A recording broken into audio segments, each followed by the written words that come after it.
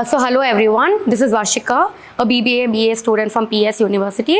Welcome to Venture Talkies, and today we have with us Ms. Supriya Shinde ma'am, who is an educational psychologist. It's great to have you here, ma'am. Good morning, everybody. My name is Supriya Shinde. I'm an educational psychologist. I've done my degree from Pune University. I'm a gold medalist. But my passion has always been teaching, and that's what I'm doing today. So it's nice to be here talking to Varshika. How do you define social media in youth? Today we are talking about social media addiction in youth, and two important words here are youth and addiction. Youth, I will just in one sentence, I'll say that it's a very, very difficult age group, because when we talk in our psychology, we say this is a problematic age. Why? Because there are a lot of issues that these people face: peer pressure, identity crisis. They don't know who they are or what they are going to do. So many things are there. And addiction is something, it's what we call as a excessive compulsive behavior. So now the question that you asked me was social media addiction among youth. Lot of articles are there, and the survey shows that 40% of the Indian youth are addicted to social media.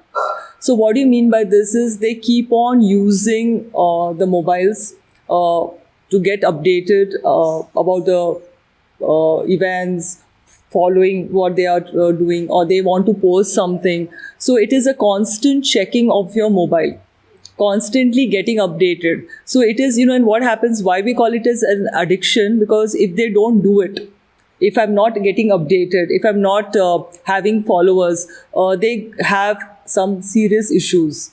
Like we talk about some mental issues, we talk about like emotional and social issues. So there are a lot of things that go on. What psychological effect does excessive social media use have on teenagers and youth adults? See, when we talk of psychological effects, one I can say is social isolation. Because what happens, they want to be like others, but every time it is not possible because you cannot have everything. So what they see on media is like, beauty and health and happiness. That really doesn't happen in real life. Second is they have sleep deprivation. Because you see, most of the time they are constantly messaging or getting updated or chatting or whatever. So they are not sleeping on time. So it's like late nights. That is one. Then we also talk about low attention span. Attention in psychology, what we say is very, very important when you're doing anything. To pay attention when they say. So what happens, youngsters, what they do is they have what we call as fractured attention. They are not focusing on anything. So that focus is gone. It's like scattered. They are here, they are there, they're on so many platforms. They're on TikTok, they're on Insta, they're on Snapchat. And for academics performance, defocus is very important, because when we are talking about psychological things like thinking, memory, we have to have complete concentration to do. You cannot analyze a problem if you are not completely focusing on the problem. Example. Yeah. So what happens? They are not doing that. So because of that, what is happening? Low academic performance. It's all linked. Then you have low self-worth. They don't look at themselves as good enough. They're always comparing themselves with others. That is happening a lot. Body shaming is coming about because of that. So many other issues are there which we can look at. Yes. So is there a link between social media and rising levels of anxiety or depression in young people? Definitely. See, when we talk about anxiety, we are talking about a feeling of apprehension, a feeling of fear. It's a mild, like stress is the other extreme. Anxiety is the beginning of that. So here what happens, again the same issue. See, what is happening is they don't have a realistic picture. Like as I said, adolescent itself is a period of identity crisis. So what happens, usually young adults, these young teens, they don't have a realistic picture of anything. They glamorize everything. They want to look like Hrithik Roshan, which is not possible because there can be only one Hrithik Roshan. Body types are different, so they don't have that understanding of reality. And when that is not there, they go into anxiety because they get anxious because I'm not good enough. I am not doing good enough, or I am there are no following fan following that I am having. I'm not getting likes. They feel that they will be left out of the conversations, so many things are there. So anxiety, and then slowly what happens, depression, it goes on. Like if the anxiety continues, see here what happens among young teens, peer pressure is very important. If one is doing it if they are a part of the group, usually teenagers are part of groups. If one person is doing it in the group, you feel you have to do it. You have to be a part of that group. You have to do it. See, earlier it used to be substance abuse. Like, teens used to get addicted to drugs or alcohol because their friends are doing it, smoking, whatever. So today what has happened, getting addicted to social media is because of friends. Oh, my friend is in social media, I'm not in social media, on social media. So if I'm not on social media, they think it's a big disadvantage. Or it's a big thing not to be on social media. No, it's not the in thing or something like that. So that also affects the people to a lot extent, where they get, see, always if you feel sad and lonely or bad, it obviously starts getting into something more. Then that becomes anxiety, then that slowly increases to depression. That makes a lot of sense, honestly. I hope so. So, how does the fear of missing out, or FOMO, drive youth addiction to social media platforms? See, basically, what is fear of missing out? I don't know what's happening. They feel I don't know what's happening. I did not check my post. I did not check whether I have enough followers. So that fear, again, it becomes like an obsessive thoughts. Obsessive thought is you can't get rid of them. You can't think of anything else. So they feel I'm going to be left out of certain experiences or certain conversation. Something is happening and I'm not included in that. No, that cannot be possible. I have to be there everywhere, which again, humanly is not possible. You can't be a part of every experience. Like for example, you have a lot of travel blogs and so many blogs or reels are there. You can't be a part of everything. You can only do maybe what you're good at or what you like as a passion. So here they always feel, if I'm not doing this, I'm not good enough. If I'm not doing that, I'm not good enough. I want to be a part of everything. But as human beings, it's not possible for us to be a part of everything. So here again, it goes back to my the earlier question, linking it to anxiety. See, you feel bad that you're left out of a certain experience. Let's say your friends have gone for a trip, or they have updated some nice posts on Insta with beautiful costumes or whatever, and you feel you should do better than them because you're not fitting. You have not fit. You've not done it because you see in the malls also, rather than going and having a nice lunch or somewhere, people are just clicking photos. It's wherever you go, it's like I don't know, metro. You see, they're clicking photos. It's like they're missing out on memories. Many memories. See, what is happening is we say spend time with your family, spend time with your friends, but that is not happening. It is like, oh, if I don't check my phone, I'm going to miss out on something. My friend must have posted something which I should post better than that. So that also leads to anxiety. Always thinking about, I need to do something better. They don't focus on what task they have at hand, but what I have to do something better. I have to do something better. So they achieve nothing at the end. That's right. That's true. Yeah. So how has the idea of self-worth among youth changed due to likes, comments and followers? See, here when we talk about self-worth in psychology, we have something called as ideal self and real self. Okay. So ideal self is something I would like to be. Because I imagine myself as very, as a lecturer, I want very beautiful or very, good at something, cooking, a great cook or whatever. That is my ideal self. But the real self, maybe I may be a terrible cook. So the problem is with the youngsters, they don't balance it out. They don't have an idea about the real self. See, what happens is we need to understand what are our strengths and weaknesses. Everybody is not alike. Some may be good at singing, some may be good at so many other things, drawing or painting or whatever. So we have to understand what we are good at. Sometimes what happens, there is no reality here. There's no balance. Real self and ideal self are completely different. So when that happens, when the match is not there, there again there's a feeling of anxiety, there's a feeling of worthlessness, inadequacy. Okay, I'm not good enough. They always say, if you hear the teenagers, they always say, I'm not good enough. I need to be better. I need to be better. But better at what? They don't have an idea. They don't have an idea. So they always want to be somebody else. They always want to be somebody else. They can't be somebody else. They have to work on themselves.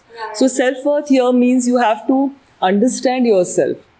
See, what you are, how you can develop yourself. That is important here. Teenagers don't, again I said, no, this is a very difficult age because this is an age where identity, we call it identity crisis. Why? Because, 14, 15, they act like small children, the parents will shout at them. Don't act like a small child, you're 15 or 16 years old. When they act like adults, they take some decision, the parents say, oh no, you're not grown up, you're 15-year-old, you can't take a decision. Decision means maybe going for a trip or eating food or something like that. So here, obviously, addiction is negatively correlated to the self-worth because it depends again, personally. Makes sense. Ma'am, do you think there are any real life stories or cases where social media addiction has a serious impact on a person's life? There are a lot because see, everywhere you see it's happening now. It's a reality. As I said, a survey was done where 40% of the Indian youngsters are addicted. Parents are saying that they cannot do anything. Parents are not able to handle this at all. There is cyberbullying, there's social isolation, and it's like you don't know what is out there. And I don't know, I read about a game called Blue Whale Challenge where it's very gory and crimes and it's like a video game, but it is again linked to social media where they are getting an access to play these games. See, a couple of years, there was a neighbor of mine, a brilliant child. He was a topper. And he was very addicted to phone, calling up his friends and chatting and all that. So his mother, one day she just shouted at him like, 12th is there and you have to study for your boards. And she just took the phone away. And she went off. And a few hours, he didn't come for lunch and all that. When she went upstairs, he had hanged himself. A brilliant child, a topper. Because somewhere, they get so upset. And he must have not even realized when he was hanging himself. Because, that Josh, they will get it done. But, when that rope starts tightening, you want to get out of it. And it's too late. So it has been a serious issue. A lot of suicides are there, which we can link to social media. Where, bullying happens. On social isolation, when somebody, they don't respond to your post. Or they don't, your friends are not liking your post. That also causes an anxiety. My friends, I've got only 20 likes. I want more likes. So that all. Yeah. That all will affect a person a lot. Yeah. What roles can schools and colleges play in addressing these issues? It's a big responsibility of schools and colleges nowadays because one is digital literacy. What do you mean by digital literacy is making the children aware of the pros and cons of being on social media. See, we cannot say you cannot use social media. You cannot say it. It's not a realistic take on it because people want to promote themselves. People want to see what is their passion. So you want to be there out there. That's okay. Something where a lot of schools are having like cyber awareness programs, workshops, seminars, very, very important. So you can educate them. See, that is the age group, as I said, teens. You cannot shout at them. You cannot force them. You have to convince them to do certain things. When you're talking 15, 16-year-old, if you tell them just clean your room, they'll not do it. Yeah. You have to be very, explain to them and get it done. So that is very important. Then we call something as digital detox. That means you don't, you limit your use of the mobile or the social media platforms. Like you don't go for updates, whether from any use of any device, you kind of stay away. So it starts with few hours, like 1 hour, 2 hours you're not using. I'm talking for the people who are severely addicted. Yeah. So they will not use the mobile for 2-3 hours, which is a lot for them. because 2 hours I've not checked the notification, so it becomes very difficult for that person. So we start with like 1 hour, 2 hours, then we say 1 day where you don't actually update yourself or go to social media platform at all.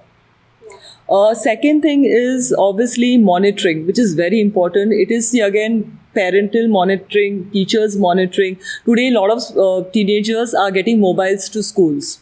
They have projects.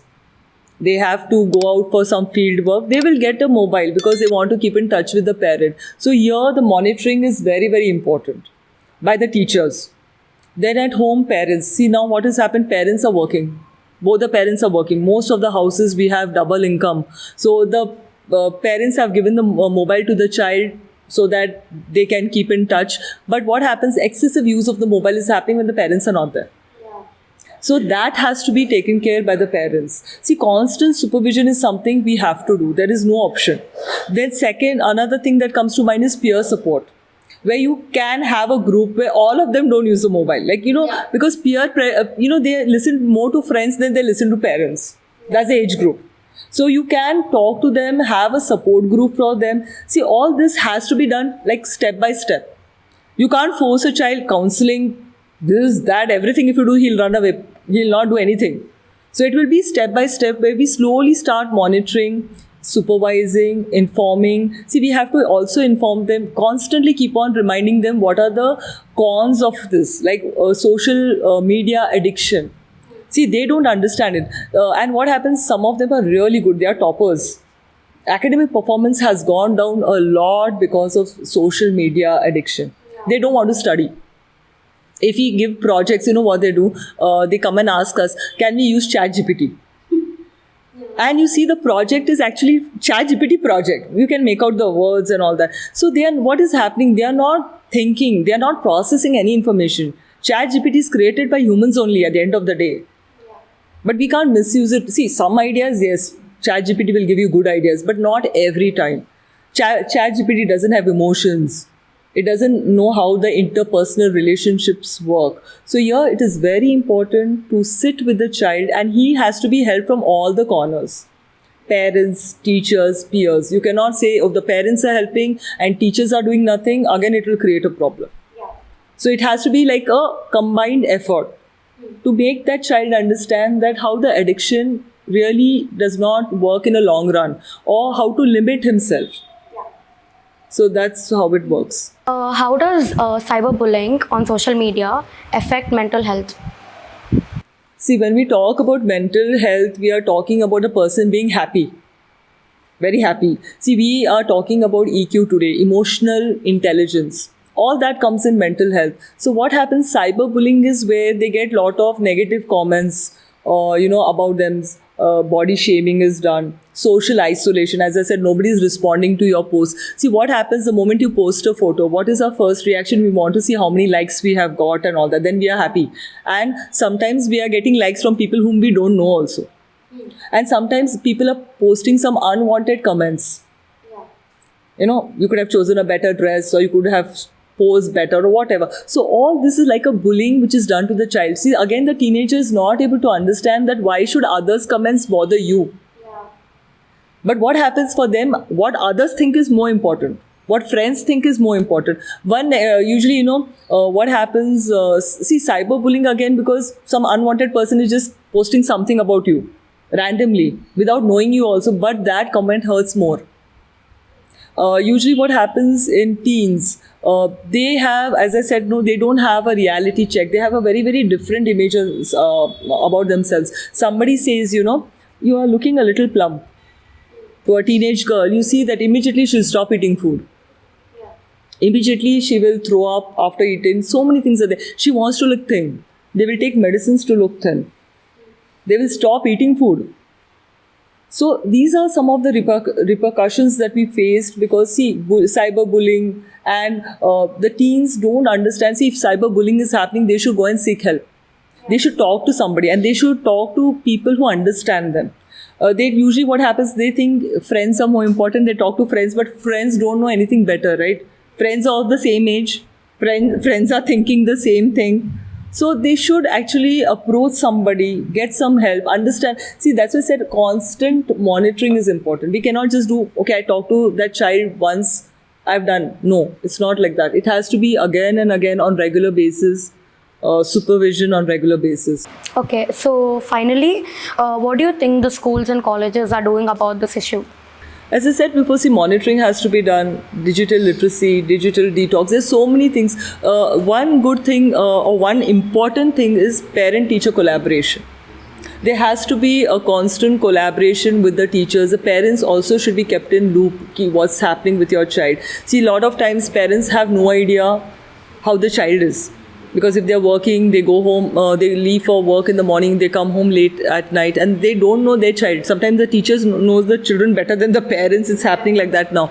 And the parents just give the responsibility to the teacher. Okay, she's there, she's taking care. No, it's not like that. At home, you're monitoring. A lot of parents come and tell us, no, he doesn't listen to us. Then I feel like asking a question, who's the parent? You or the child? See, you are a parent because you have got that responsibility of taking correct decisions. A child cannot. A child does not know anything better. It's like, eating the junk food. It tastes good, but it affects your health. So that way we have to monitor because it's getting worse day by day. We see, as I said, it's a good example. In the morning when you come to school, you see a lot of children yawning. And the moment you ask them what happened, late night, we were just playing video games, we were just chatting. So you can see how serious problem this is now. Yeah. Thank you so much, Ms. Supriya Shinde ma'am, for joining us. It was really great talking to you and getting to know about what you've learned all these days. And for more content, please do like, share and subscribe to Venture Talkies. Thank you, Varshika. It was so nice talking about this because it's a really big threat to our youngsters, and love to be here. Thank you so much.